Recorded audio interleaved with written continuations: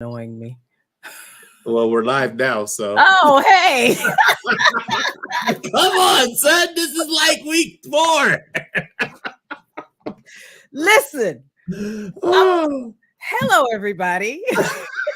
Taralyn, Michelle, and Billy Wroe live. You know what? oh You man. stuck with me, Billy, at this point. Listen. Oh, that is hilarious. Yeah, it is. Okay. But yeah. So happy April 12th. Oh, can you believe it's Yes. April 12th already? Jesus. We already blew through 1/4 Man, who you just telling? like that. Just like that. Just like that, and it's done. So you know what? Listen. Thank you guys for tuning in again on this Tuesday. This is good. This Tuesday, we are going to be talking about dun dun dun. We have our title, but before I lead into it, enemy within me, because I said that to you You did. before. Yeah, I did. This is going to be what I call self-inflicted trauma. Mm. Yeah. This Yep. is, and I think, I think that this topic is one that's going to be fun because I think that there's a predisposition for us to look outside of ourselves whenever we have challenges. I mentioned to you before we got on air, you and I were talking about when I forgot who it was or where it came from. Someone saying something about if you're morbidly obese, that's not your fault.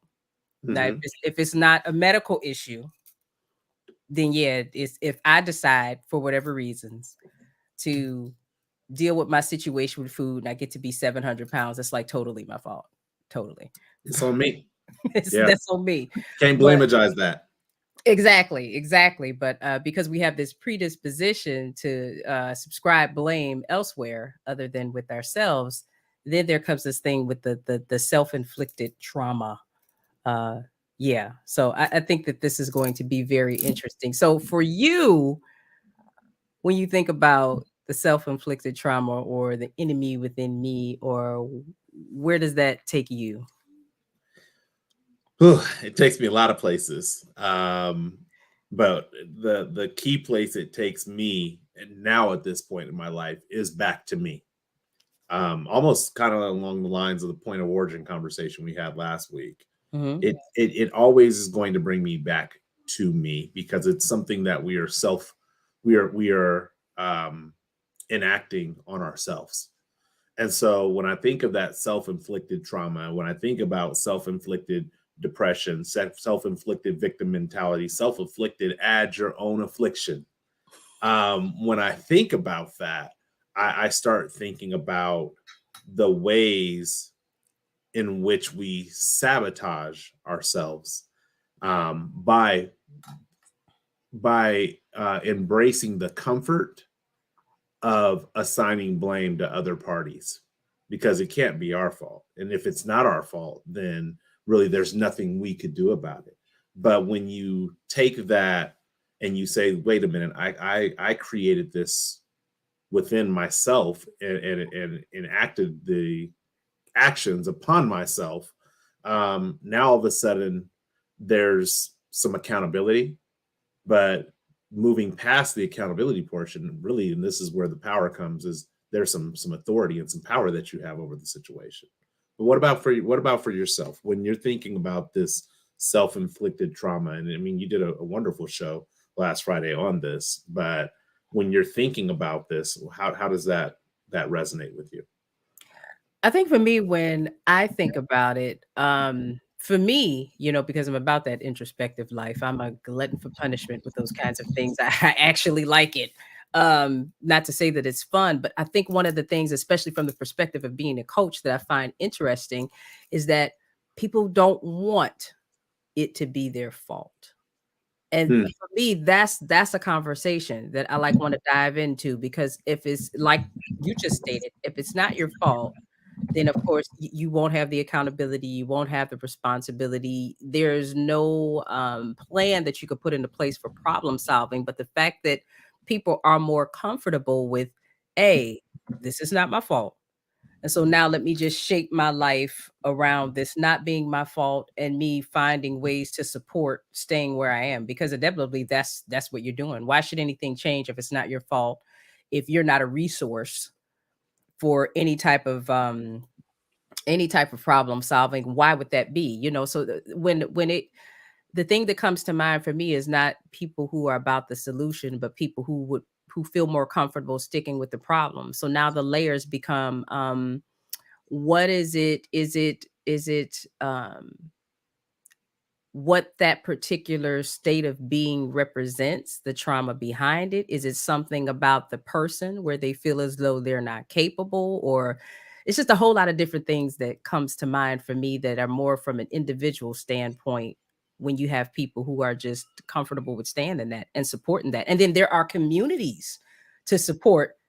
It's not our fault. Come There's on now. communities that are supporting. It's not our fault. So then if there's like a whole community and culture and way of being around this, that's what's interesting to me. That's Right. the part that from a professional coach I want to explore. I'm all curious and I'm like, take me into your world. Right. Like Denzel said it in what was, talk to me like I'm a 5-year-old. Give me, Because I can't understand it apparently with my adult mind. I You need know, to understand, you bring up a very good point though, because going back to the 700-pound individual who has decided to consume food and get to 700 pounds, Mhm. there are people whose metabolism may not process the food correctly. And no matter if they can starve themselves and they still gonna be 700 pounds. Mhm. But what we've done is we've diluted the word victim. We have created this culture in which I believe there are some serious circumstances where that wasn't your fault. We can go into like child molestation. It is Mhm. not the child's fault that they've done things. And I've heard crazy things where it's like, well, the toddler or the child enticed me. What are you talking about? There's no thing that a child can do that would be like, hey, I want you to molest me. So there Right. are cases where there's truly victims that didn't have any part or didn't have any say in what took place. Correct. However, when you start allocating other people to that category and continuing to take the onus off of people because of their choices, now all of a sudden to be a victim, this is where you get victim shaming. Well, she shouldn't have dressed like that. She knew what she was doing when she went out like that. He knew what he was doing when he was buying the drugs. Well, hold on. Like there is a very, for me at least, a very definitive line between Mhm. somebody who had absolutely no choice and somebody who made a decision. And when we Absolutely. continue to pour people in on the self-inflicted spectrum, especially when we continue to pour people into the, oh, well, they're a victim or they're a product of their environment, at some point, I'm 20 years removed from the environment in which I grew up in. Actually, I'm more than 20 years removed from the environment I was about to that, say that. Come that on. I grew up in. So at some point, it's not simply about being a product of our environment. It's about the uh, what are we going to say? The self edification of the traumas that we faced in our lives, and to choose to continue to water and fertilize those traumas so that they remain prevalent in our lives. Yeah. Yeah. I can definitely see that. And then I would say too, because like, okay, so there are different circumstances that would bring about the way that someone chooses to respond or choose to soothe or comfort themselves, right? Mm-hmm. So back to the example that you use for like a someone who, unfortunately dealt with being victimized due to molestation and things like that. That's not anything that is their choosing. Of course not. Right. However, the way that they choose to soothe in response to it, that is their choosing.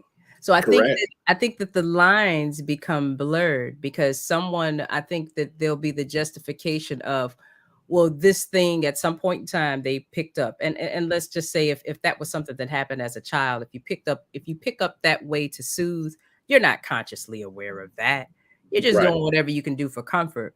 But then fast forward to becoming a young adult, and at that point in time, you're 500 pounds and you're saying, okay, This is something that I need to deal with. You start to peel back the layers, and then that way of soothing you learn became a choice of yours.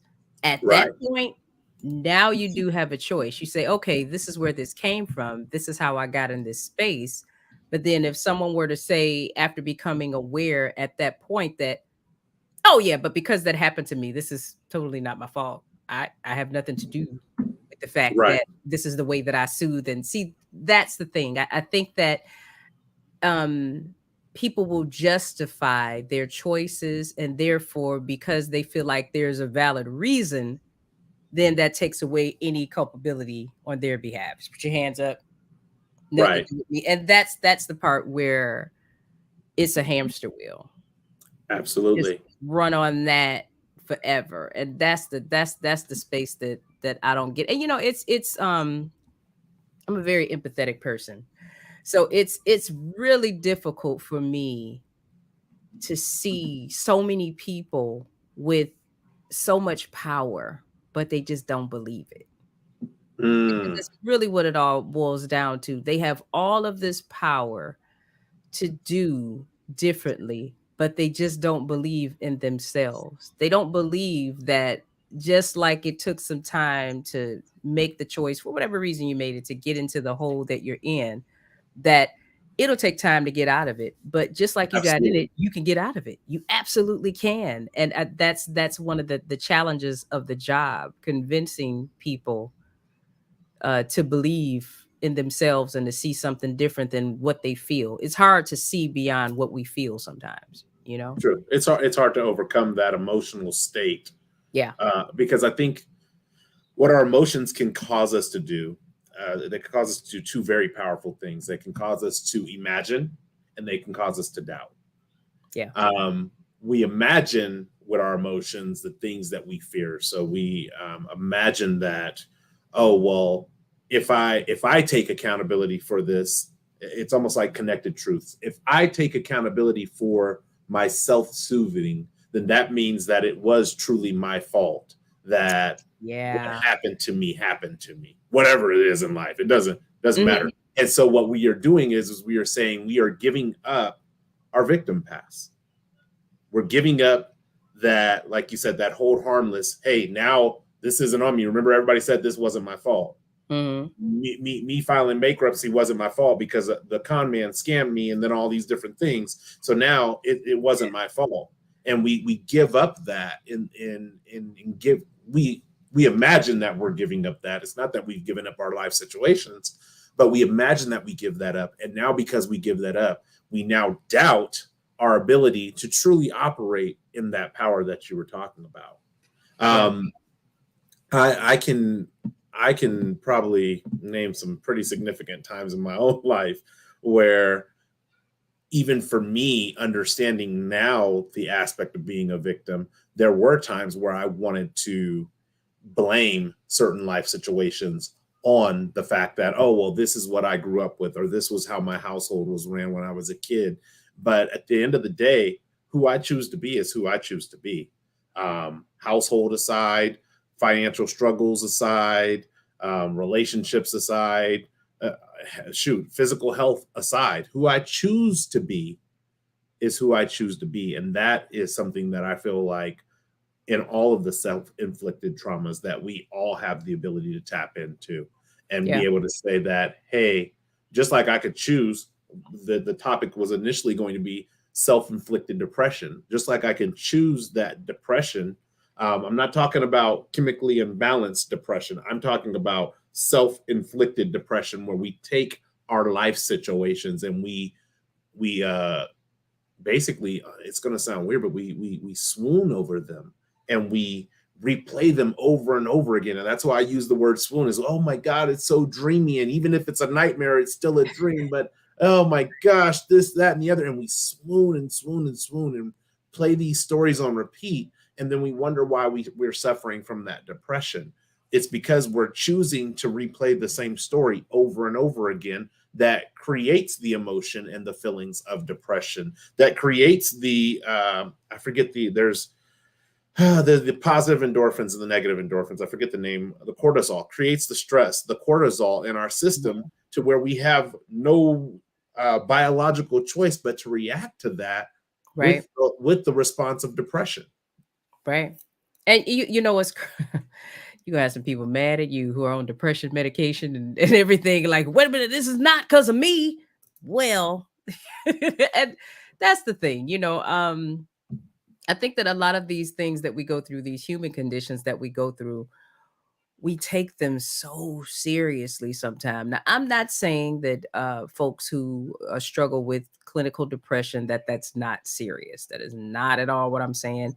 Yes, that is serious. That is a thing, and a lot of there are a lot of folks with that runs in their family. So I get that. I'm completely and totally not minimizing that. However, I am saying that there's so much that we deal with in terms of challenges where mindset is huge. The way you see it, the way you choose to navigate it. Like you said, the choice of replaying something that's painful and hurtful over and over again versus replaying in your mind, even though that's there, what you actually want. Right. That's a choice. It really is a choice. Now, it's not an easy choice to make by No. any means. It is not an Absolutely easy not. choice to make, especially when you can't see another way around what exactly you're dealing with. That's the thing. But then being a woman of faith, I understand that sometimes the biggest blessings are the ones that are right there that you can't see. Your mindset is what makes what's next on the other side of what you can't see possible until that Right. thing comes into fruition. And so if you're someone that doesn't deal in a space of faith, then choosing to replay in your mind what you want as opposed to what you're living in can be challenging. I love you too, baby. I see. I see Exotic Time down there. I'm gonna shout. I love you too, baby. Thank you. Shout out. I just put the link in for if somebody wants to join in and share their thoughts. Absolutely. I did put something here into the comments or into the questions is, are you ducking your accountability in the traumas in your life? Ooh. And that is a challenging question. It can be a challenging question to answer Yeah. in the aspect of, anybody, oh no, I'm not ducking it. I'm dealing it with it the best that I can. Yeah. But I always think about when people say the best that I can, and they say that as if it is absolute, like this is the Right. best that I can do. Right. And it's funny to me because it's like, this is the best that you can do right now. This isn't the best that you can do forever. Like overall. Yeah, like Right. this is not the end all be all best. Like today Right. is not my end all be all best. I will be better tomorrow and the day after that and the day after that. Mhm. And so like dealing with the traumas, we have so many cliches as to why we are dealing with things the way that we deal with them. And I had a conversation earlier today about last week's Wednesday Word on, you're not required to be your parents. And Right. my friend that I was having this conversation with was like, Bill, you're doing what a lot of us don't take the time to do, is you're actually thinking about why you do the things you do, Yep. and how you have decided that that is the way that you're going to do them. And when you create those two different dynamics, what it does is it allows you to reassess and reassess and reassess. If you're going to be on a hamster wheel, at least try to figure out how to run on it better. That's my theory. That part. So that ability to reassess over and over again and repeatedly, it allows you to fine tune and perfect, not what, I don't want to say perfect, but to improve whatever that cycle may be in your life. So when it comes to me, depression is something that I've suffered from. So I don't make light of depression, but I suffered from it at an early age, and I wasn't clinically diagnosed with depression. And so now as an adult, and as I look back at some of the areas or the times in which I was depressed, it's like, oh, wow, I created that. Oh, wow. I mean, even if I take something as simple as being depressed about breaking up with a girlfriend or a girlfriend breaking up with me, um, the the situation was in many ways created by me, by not valuing the relationship, not being faithful in the relationship. Um, then after being unfaithful in the relationship and the relationship coming to an end, being like, how can I make the relationship come back? Well, you're gonna do all these other actions that are not who you really want to be. And Right. unfortunately and fortunately, you can't keep up that facade. Let's call it what it is. You can't keep up that facade. Mhm. So even if you do win the person back, you're going to lose them again, because all these things were just in order to win the person back. They were not really actions or choices or decisions that you were making or that I was making to improve myself as an individual. Um, Exactly. so from your perspective, when it comes to the coaching aspect, Mhm. how do you engage with this self-inflicted trauma? What is one of the first things that you do with clients when you're dealing with self-inflicted trauma? One of the first things that I do, I think that's most important, is to divert attention away from others and try to get the person to really connect with themselves. One of the things that I've noticed that's pretty common in situations like this is when people have the self-inflicted trauma and the replaying of negative events or whatever it is that happened, a lot of the times there are unrealistic expectations that we put on other people, this in situations, expectations that we don't even, the expectations we put on other people are not even things that we honor for ourselves. Okay. Right. So there'll be an expectation, there's blame that they feel like that should go to someone else, and they're talking about their behavior. Well, when they start talking about their behavior, because I by this time I'm talking to them and I know them, and I'm like, well, dang, you do that too. So what is different? You do it. It's really, and it goes back to that whole thing of being a victim in situations. You know, a lot of the times the self-inflicted, if your mindset is that you're not responsible for anything, then it's really easy to try and look at other people and other things and come up with different reasons that justify you not having anything to do with how you feel about your life. And so I feel Right. like it's really important to take the person away from the external things and have them to start to look at them in the situation, because really that's the only person that you can be responsible for is you. And so True. that's always a starting point for me. Well, let's talk about you. And a lot of times people, well, I do a lot of listening to them talking about the external stuff, because that's the narrative that's been going on for a long time. So my job is to listen for what's not being said Right. and to talk about what you're not bringing up. Right. Because you don't want to, because you already know if you say that part. Well, Oh. and the thing about it is, the thing that's crazy is they're not aware that Mm. that's what they're, you would think that it's, oh, well, I'm choosing to not talk about this. My grandmother used to say a long time ago, you tell a lie long enough, you'll start to believe it. Mm. And it's true.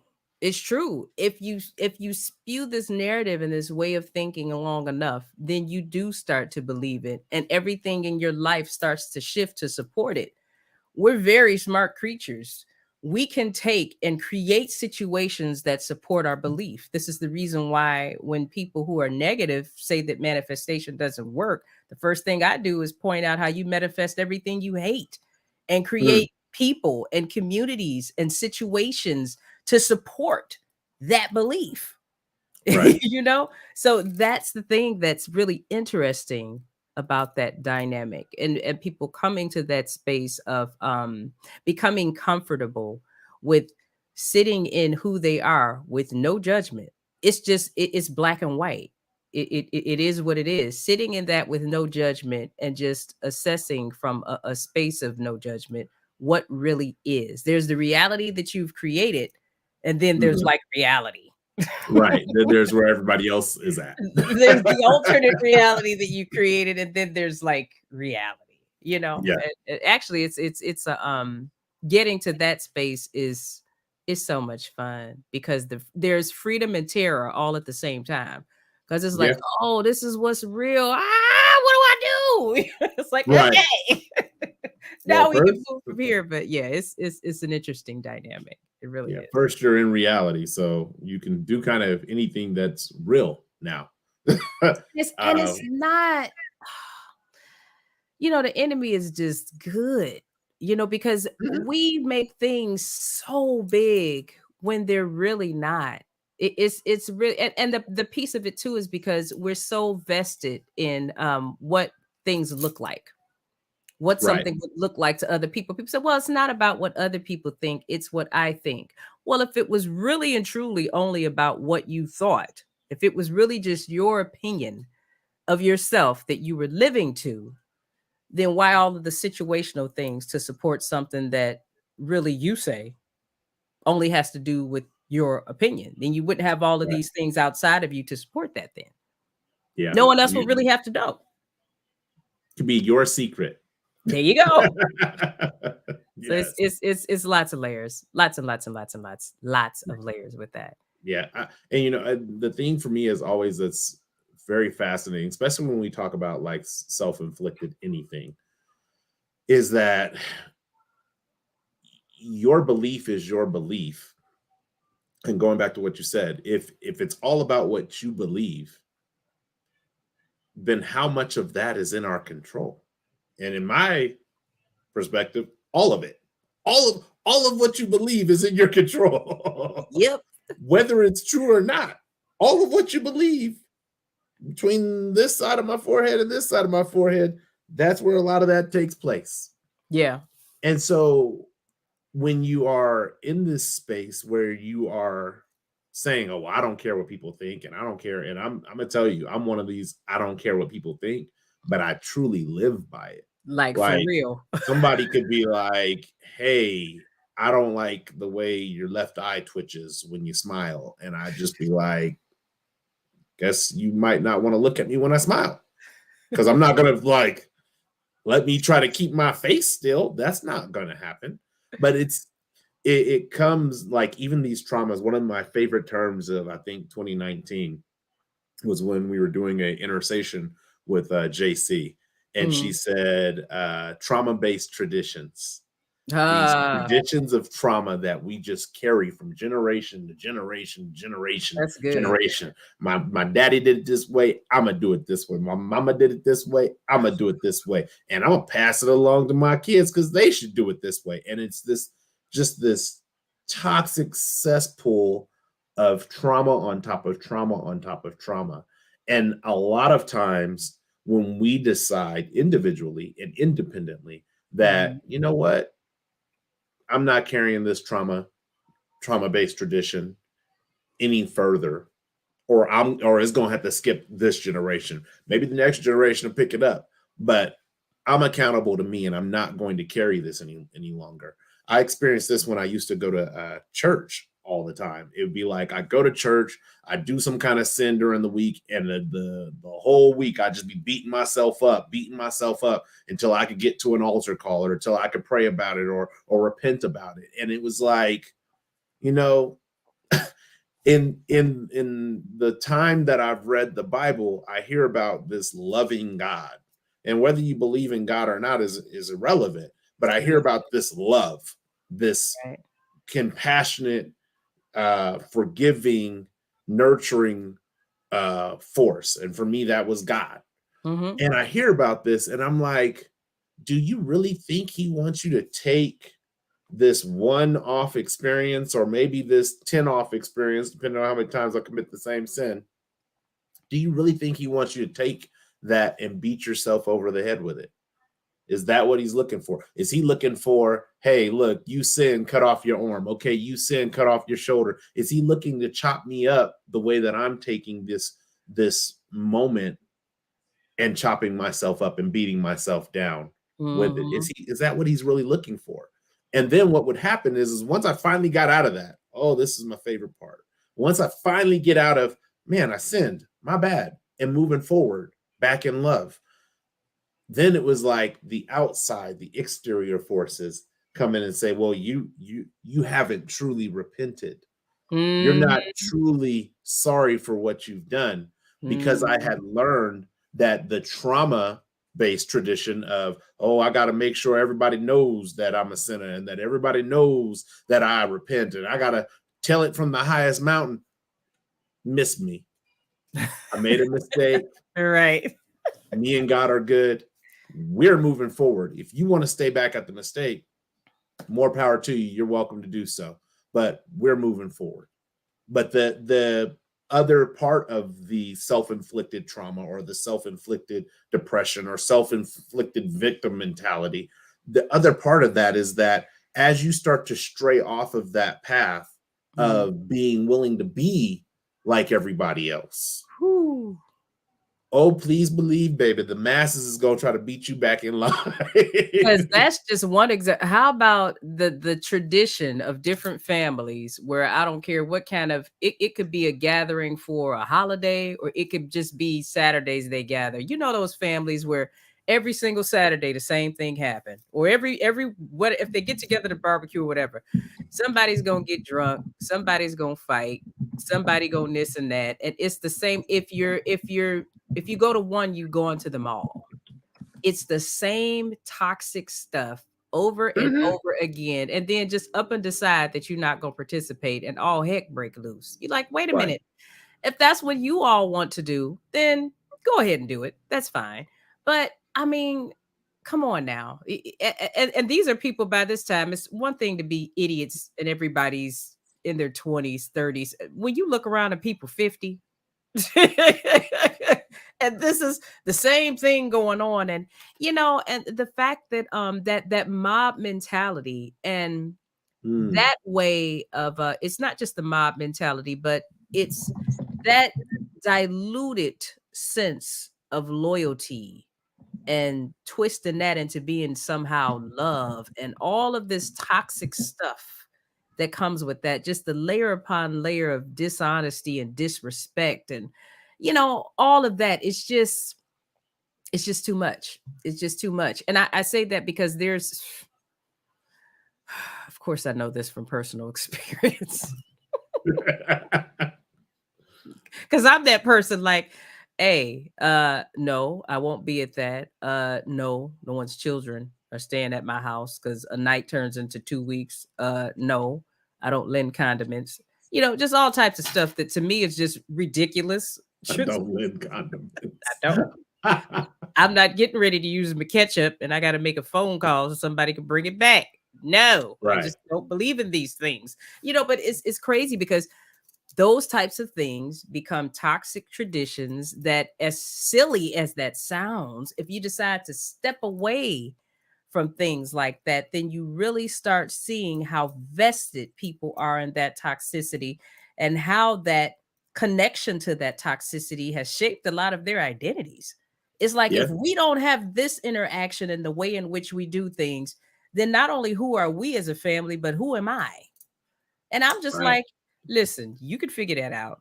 I know who I am, and I don't have time for that. It's just ridiculous. But I think that's another thing, how vested we become, those of us who subscribe to and keep participating in different types of self-inflicted toxicity, how Mhm. vested we become in belonging and letting someone else define what belonging is for us, letting someone define what unity and loyalty and all of that type of thing is, when it's rooted in something that's destructive and chaotic.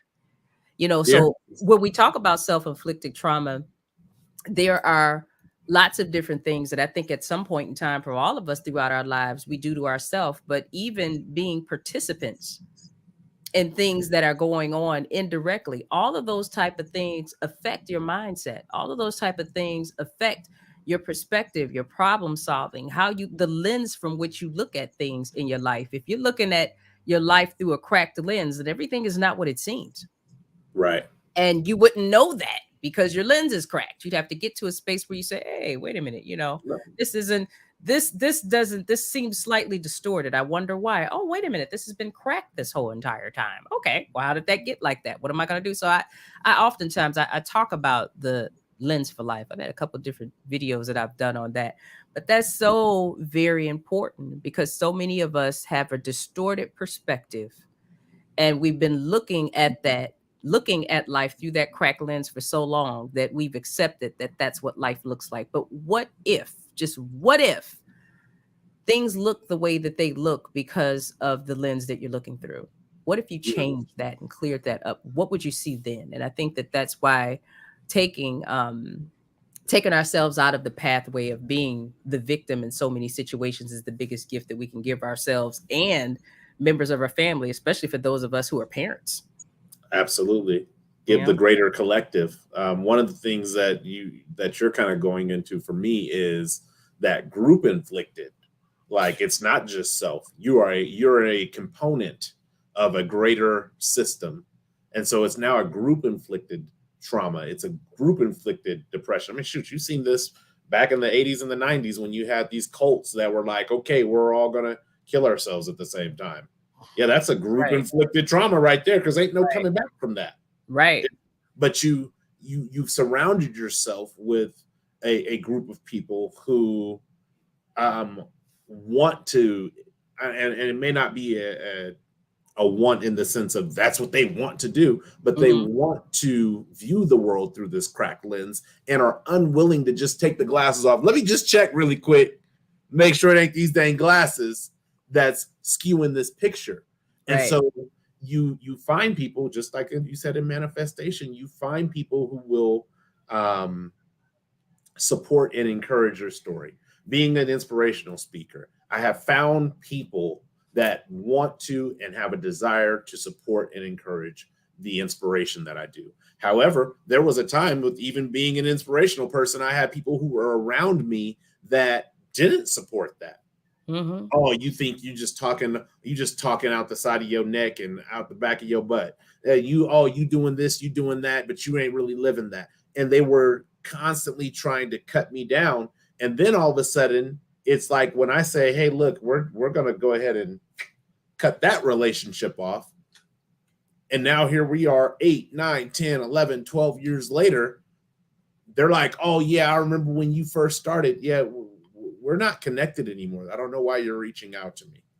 I've had people where they'll come in and passively aggressively, I call it, that's my favorite, is the passively aggressively like some of the content that I put up. And I'm like, you're either 180 degrees turned around and have changed as an individual, or you're just trying to say, yeah, I like that, but I don't think you're still really living that life. I tell people all the time, hey, I make tons of mistakes to date. Listen. To date, Okay. I make tons of mistakes. I'm not here to be perfect. I'm here to have an experience and to share my experience with those who either connect through the platform, connect with me on a closer, more intimate, personal level. However, we connect, I'm here to share as much as I can of my experience with people. But what I'm not going to do, probably never in my life, is act a way that I don't believe that I want to truly be. Hmm. There's never going to be a day. If I decide tomorrow, you know what, this inspirational stuff, I'm done with it. Guess what? I'm done with it. I'm not going to continue to act as if I want to be inspiring, because that's exhausting to truly act in a way that you don't want to be. And that's where that self-inflicted for me comes in and starts to come into the space of frustration, Yeah. when you're so busy trying to be who everybody wants you to be to everybody that you don't take a moment to say, I don't want to be that to you, and I don't want to be that to you, and I don't want to be this to everybody. And so when we start being all these different characters in our life day in and day out, it's like, yeah, no, guess what, that's going to take some kind of toll, mentally, physically, emotionally, relationship wise, employment wise. It's going to take a toll in every single area of our life. And so for me, that's where I have to start getting into, if I'm not being who I truly want to be, Hmm. please believe I'm walking away from it. If I can't be me, then I can't be there. Sorry. Absolutely. Showing up being you is effortless.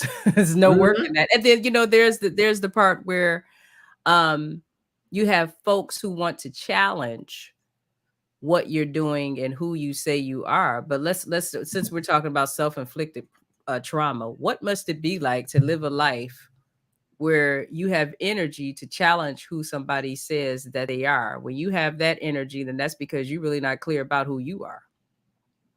And I know that because I don't have time to sit down and actually formulate a thought and take and expend energy into challenging who someone else says they are. First of all, I wouldn't know. It could even be someone that you and I've been knowing each other over a decade, and I know quite a bit about you, but I'm not naive enough to think that I know everything. Right. There are aspects of you that I will never know just because of the nature of our relationship. The only way I could say that I feel like I truly know a man is if he like my man, like an intimate relationship. That's like a different level of knowing a man. We'll never have that relationship. So there are just going to be some things about you just by design that I'm not going to know. And guess Right. what? That's okay. I do have enough of a feel of who you are to know that you're who you say you are. And as imperfect as that's going to be for you and it's going to be for me, who am I to sit and actually try to dissect who you say you are? The only way I would do that is if I'm not spending enough time in who I am. You know, Hmm. if you're comfortable in who you are and you're spending enough time in who you are, then you understand what that journey is like. You understand the nuances of it. You understand the last thing that it is perfect. And I don't care who anyone is or how many people they serve and the way that they serve. Best believe that when they poop in the pot, it stink like everybody else. Every single time. They It's are not human. roses. It's not gonna be perfect. And so I think it's fascinating how people put their hurt on display. They put their insecurities on display. I had a young lady, it just blew my mind. I had a young lady not too long ago. She was someone that I became acquainted with through someone else. And she was working in support of what it was that we were doing as a team. And so she mentioned that she wanted to go into podcasting because for those of you who don't know, I have a podcast, The Grind to Find, the syndicate is doing kind of well, right?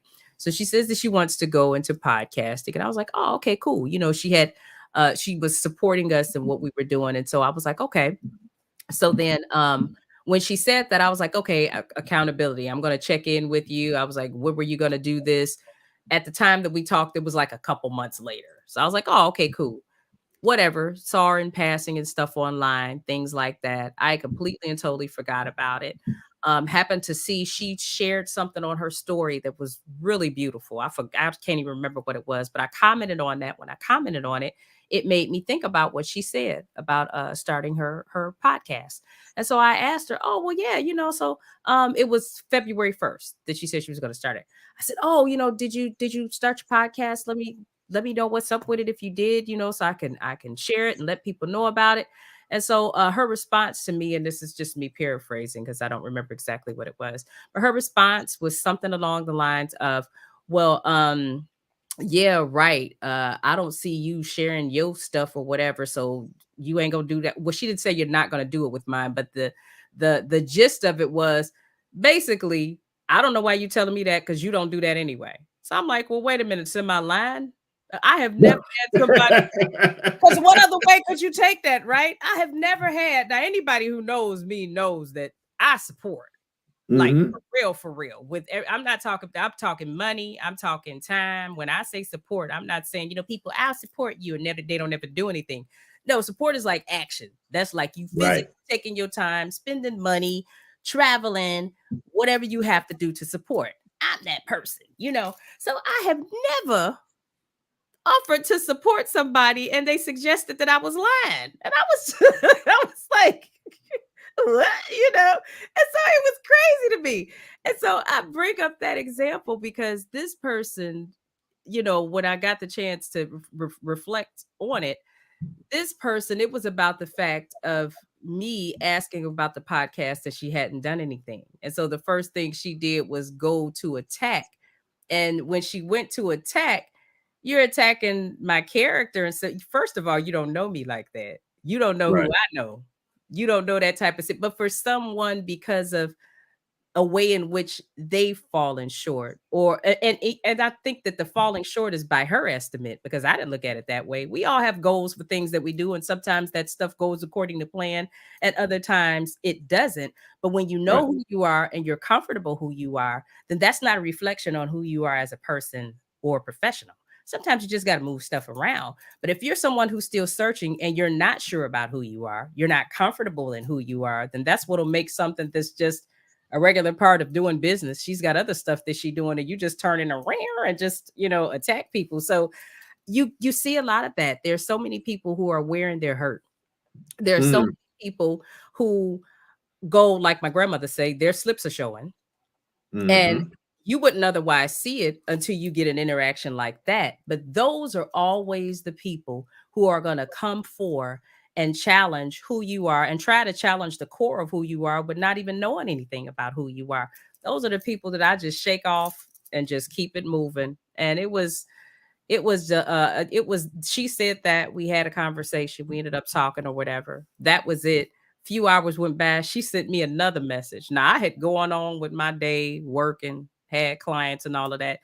She reached out to me again after that about something that happened several hours ago in the morning, and I was like, this chick is really bothered by that Mm, whole situation. And the thing about it was that she's a really sweet person, but it was disappointing because I saw her as so much bigger than that, to see that, oh wow, I just didn't realize that she was in that space of hurt. So I just prayed for her and kept it moving. But I think that people tell more when we talk about self-inflicted traumas. People tell more about themselves when they react to other people in that way than anything that they could possibly say about the person that they're lashing out to. So that's always something that I say to keep an eye out for.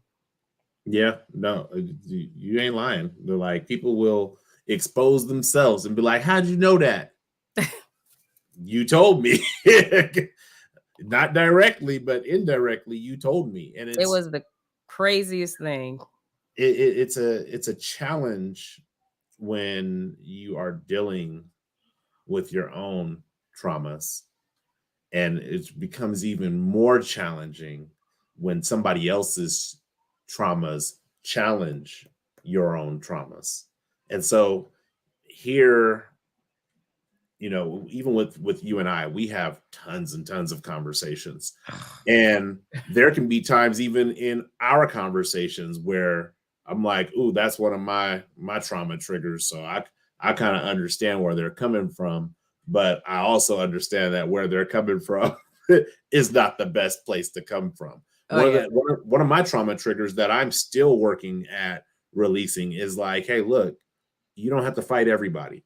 Like, you don't have to fight to show that you're not the person to mess with. Yeah. Maybe when I was a kid growing up, that was a trauma tradition for me, that I was like, look, y'all ain't gonna be taking my milk money, my popcorn money, my candy money, my now later money, my Tootsie money. You ain't You don't taking take the nothing now from later me. money. You're going too far. The now Yeah, you later ain't taking the money. now later money. That's 25 cents. That's a good long pack back then.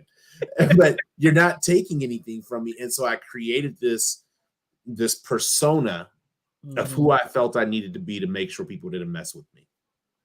And Yeah. now I understand that the only time it's going to come fist to cuffs is if I absolutely have to defend myself. That's the Mhm. only time that is going to come to fist to cuffs. Any other time, I'm walking away. I don't care what you say about my mama, my daddy, me, my kids, my lady, anybody. You can say whatever you want to say. The Yep. only time it's going to become physical for me now is if I feel like there's going to be physical harm done to me or somebody that I love and care about. Other than that, I'm walking. And that's really who I should have been younger in life. But I didn't know that I didn't have to be the tough guy who would make it to where if you fight Billy, he's going to make sure you remember that you fought him. So don't mess with him. I didn't Mhm. have to be that. I could simply walk away from everything, be whatever you want to call me. And then if you physically try to harm me, be the person that you didn't know that I was truly capable of being. The Yep. one thing that was interesting is I never had to be a bully. Oh, my cousin's on from Japan. Dang, cuzzo. Uh, but the one thing I never had to be was a bully. But in the empathetic nature of who I was, I would see kids get bullied and felt like I needed to approach and address the bully and approach them in the same way, like, no, no, no, no, do that over here. Come take all that energy you're packing and bring it over here. So Yeah. I can show you what happens to people who do that to me. And you can realize there's people in life that you can't bully and that are not going to tolerate you trying to bully them. You might even beat me up. I didn't lose very many fights as a kid, but you might beat me up. But you're going to remember that day that I told that kid, oh, do this, and he didn't do it, and I pushed him, he punched me in the mouth. And that didn't feel good. So maybe I should push kids and I should keep my hands to myself. Yeah. So it's like all these different traumas that we keep and we hold, and that may bounce into other people's trauma, which in essence act as a bomb and cause our own traumas to explode. Yeah. All these traumas that we hold on to, at some point, you're either going to reach capacity or you're going to figure out how to get rid of these traumas one by one, inch by inch, little speck by little speck. You're going to learn how to resolve these traumas so that you can actually create space for what I consider, again, to be that power to be able to choose who you want to be, what you want to do, how you want to do it. Right. Sometimes the how may change. Sometimes the how may evolve. But at the end of the day, you should be working towards moving towards how you want to handle the life situations that you're going to be faced with, emotionally or otherwise. And becoming comfortable with that, because I know for me, I was violent. I mean, it's just really no other way to put it, you know, and there was that expenditure of energy to be able to express myself in that way. And that was my choice, because violence became my choice, because I felt like when I was younger, going through different things, I was super, super small, you know, and soft spoken. And there was so many times that on the inside of me, I would be screaming, saying things that I didn't have the courage to open up my mouth to say. And so when I finally accidentally, because it was an accident, let it out my mouth, and then had to take it and back it up with fisticuffs, and actually was successful, I was like, oh, okay, so what, this actually worked. It felt good, you know, to be able to open up, but I was too immature to know to separate the way in which I communicated from physically interacting with somebody. It was like the two went together, because that's the way that it started. And peanut butter and jelly. Exactly. So that just became a way that I expressed myself, and it gave me that release that I needed, you know. And so then once I got to a space where I understood that, well, for legal reasons, primarily, that you can't express yourself that way. I was like, dang, you know. But yeah, you know, you know, when I realized that, okay, lots of reasons why you can't do that. Court system would be one. It's like not legal. Once I realized that, then I was like, okay, now I have to default to something else. And then actually going through the process of becoming comfortable with getting to know, well, unearthing a new Taralyn, becoming comfortable with even getting to know her. Because just because you make the shift into starting to be this new person to help to deal with these self-inflicted traumas, that doesn't mean that that mindset goes away. That doesn't mean that the reliance upon those urges that once brought you comfort, violence was comfortable for me. It was something I knew. I didn't have to think about it. All of this, well, now we're not going to slap him. Okay, well, what the F we supposed to do while we waiting for that? You know what I'm saying? Right. It was just all of that. So then allowing yourself the grace and being patient enough to get to know another side of yourself, become familiar with that other side of yourself, test that other side of yourself. If I hadn't have had the patience to go through that process, then I would not have really gotten to know her and to learn that, wait a minute, she's much more powerful than Bear. This is what the nickname right. She's much people like, I can't imagine that side of you. Well, I clean up well. I'm glad you can't. Right. But you know, to get to a space where I allowed myself to get to know that other side of me and to work that. You know, I don't think a lot of the times we're comfortable imagining ourselves in a completely and totally different way. Some of us feel like letting go of who we know now, if that person is toxic in some way, shape, or form, that's given up control, in some way, Mm, shape, or form, that's given people a pass, in some way, shape, or form, that can mean that you're weak, in some way, shape, or form, that could mean that you're giving in. You know, mm, there are lots of different stories that we tell ourselves when we start trying to deal with self-inflicted trauma and needing to allow the toxic person to die in order for a more powerful, viable person who is actually in control, who's self-aware, who's emotionally intelligent, to allow that person to be born and to live. I would challenge anyone who's watching this to go on the journey to get to learn something different about yourself, because if you're in a space where you're at the forefront of the toxicity in your life, you're the weakest that you could ever be. I don't care absolutely. how it may feel, you are the weakest link. Goodbye, you moist like the Mm, cake, Duncan Hines. Nobody Duncan wants to Hines be soft. man. You know, that is the weakest space to be in. And so I challenge you to take on getting to know another side of yourself so that you become comfortable with letting that person who is at the head of toxicity within your life and within you to die. It's the most amazing freedom that you'll ever feel. Mm, yes, no, that letting them die, because I can tell you it took a long time to let a lot of negative Yeah. uh, attributes or characteristics of myself to just die. Just to, for what? Like what purpose are they serving in my life? How have they helped me? And in many times when we look at these traumas, we realize they're not helping us. They're not Yeah. helping us solve any special problems. They're not helping us bring in any type of financial wealth. They're not helping us sleep better at night or anything. Mm-mm. Because I Mm-mm. could tell you, in every fight that I've been in my life, the next day I woke up, I was still angry. So it's Oh not yeah. even. I was like, did he hit me? Who hit me? Like Like now you I didn't hit him. gotta blame him. He So wasn't supposed to defend himself. He was supposed to stand there and take that. yeah, he should have known. He should have known. But it's that. I think that that sums up this live very very well. It's allow the person that you no longer want to be, the person that is not giving you what you truly want out of your life. Allow that person to die. Again, this is not about that there's no such thing as a victim, but we got to stop diluting and run into that as our number one go-to. Because Oh yeah. if we're running to that, then we're really not understanding, we're not even giving ourselves the platform or the position that we need in order to understand how we're manifesting some of the things that we manifest in our own lives.